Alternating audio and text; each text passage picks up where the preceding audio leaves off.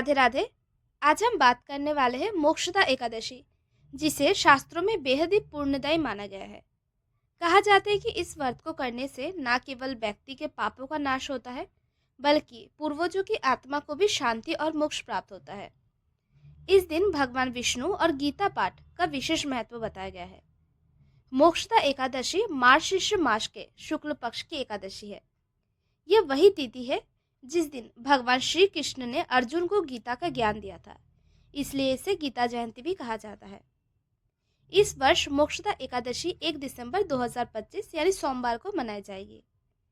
तिथि की शुरुआत होगी 30 नवंबर 2025 को रात के 9:29 पर और तिथि का समापन होगा 1 दिसंबर 2025 को शाम को 7:01 पर।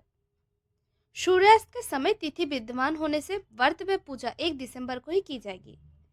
अब बात करते हैं द्वादशी यानी पारण की। पारण 2 दिसंबर 2025 को है सुबह 6:57 से 9:03। मोक्षदा एकादशी को मोक्ष प्रदान करने वाली कहा गया है। इस व्रत से व्यक्ति के जीवन में अज्ञान, पाप और नकारात्मकता दूर होती है।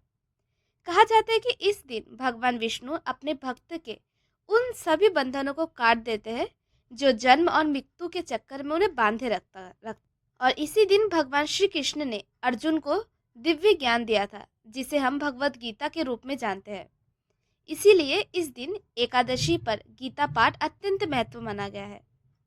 इस दिन सुबह जल्दी उठकर स्वच्छ कपड़े पहने, घर में मंदिर में दीपक जलाए, भगवान विष्णु या श्री कृष्ण को पीले फूल, तुलसी पत्र का भोग लगाए, गीता पाठ करें।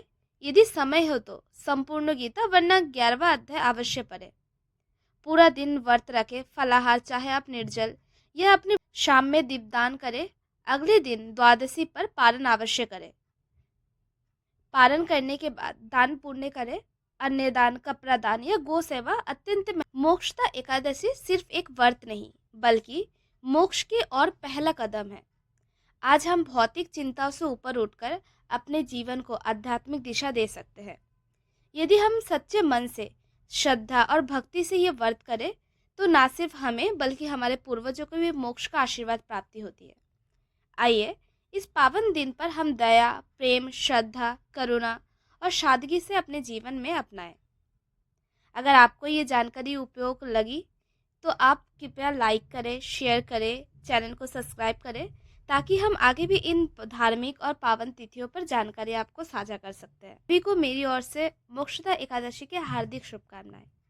जय श्री कृष्ण, जय श्री हरि।